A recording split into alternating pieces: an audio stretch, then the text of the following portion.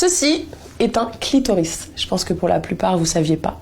Maintenant, vous savez, ça ressemble à ça. Aujourd'hui, je suis avec vous parce que je vais vous expliquer un peu ce que c'est que cet organe et je vais vous expliquer surtout à quoi ça sert. Et comment ça se fait qu'aujourd'hui, en fait, tout le monde s'est dessiné un pénis et personne s'est dessiné le clitoris. Il faut savoir qu'en fait, le clitoris, c'est le seul organe de tout le corps humain qui est uniquement dédié au plaisir. Donc en fait, cet organe est juste là pour nous faire jouir et pour qu'on ait du plaisir. C'est pas mal, hein?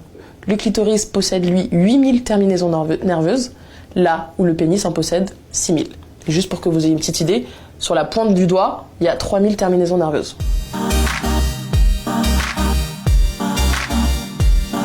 Un pénis, c'est un organe érectile qui se gorge de sang lors de l'excitation et qui mesure en moyenne entre 13 et 16 cm.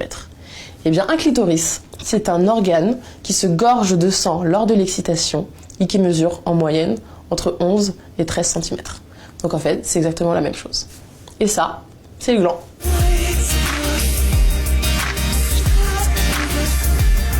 Ça, c'est le clitoris. Là, cette partie-là, vous la voyez pas. Ça, c'est à l'intérieur du vagin et ça, c'est à l'extérieur.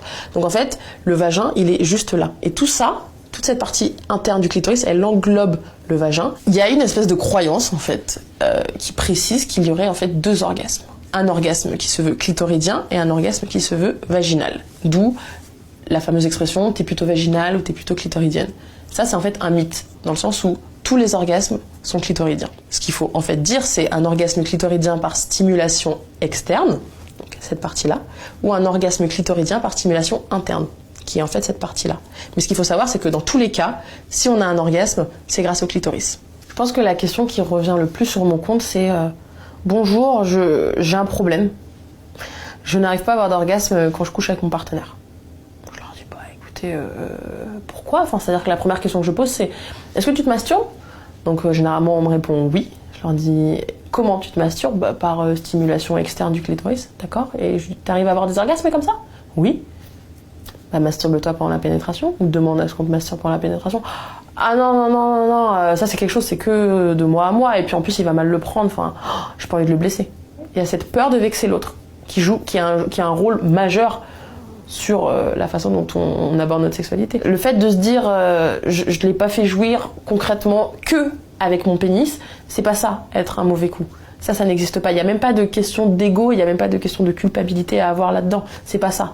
C'est juste que c'est purement physique. Et c'est pour ça que c'est important de parler clitoris, parce qu'en fait, quand on comprend comment il est et où est-ce qu'il est, tout prend sens. Donc la notion de l'obligation de la pénétration, faut arrêter avec ça. Et la communication, c'est super important. Il n'y a rien de mal à masturber sa copine ou sa femme ou peu importe sa partenaire pendant la pénétration. C'est pas, ça en fait pas un moins bon coup ou un moins bon amant. C'est pas vrai. Les hommes qui m'écrivent, ils me disent bonjour, je ne sais pas comment faire jouir ma copine. Ça, on me le demande, je sais pas, peut-être 30 fois par jour. Et je leur dis, demande-lui. Avant de faire un gâteau au chocolat, on t'a expliqué comment le faire. Il n'y a jamais personne qui a su faire un gâteau au chocolat sans qu'on lui apprenne. C'est exactement la même chose, il n'y a pas de mal à demander. Moi, j'ai un clitoris depuis 23 ans.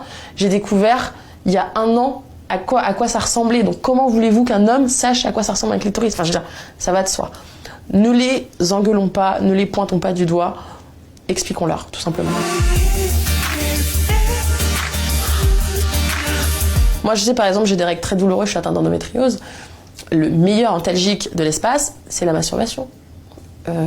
Antidépresseur, anti-stress, quand j'ai quelque chose qui va me stresser, ou j'ai une grosse interview, ou j'ai un gros entretien, petite séance de masturbation avant, et en fait, on repart.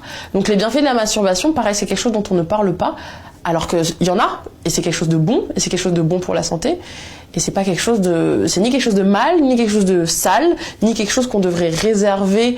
Pareil, j'ai beaucoup de personnes qui croient encore qu'à partir du moment où on est en couple, on arrête de se masturber. Beaucoup de femmes qui m'écrivent pour ça en me disant « Je suis en couple, du coup j'ai arrêté de me masturber ». Quel est le lien ? Ceci est un pendentif, c'est un clitoris. J'ai ce pendentif parce qu'il y a un truc qui me fait marrer, c'est quand on me demande souvent... Tu sais, il y a des gens qui ont des croix. Donc on leur dit « Non mais en fait t'es chrétienne ?» Moi je leur dis « Bah non, je suis clitoridienne. » Petite blague.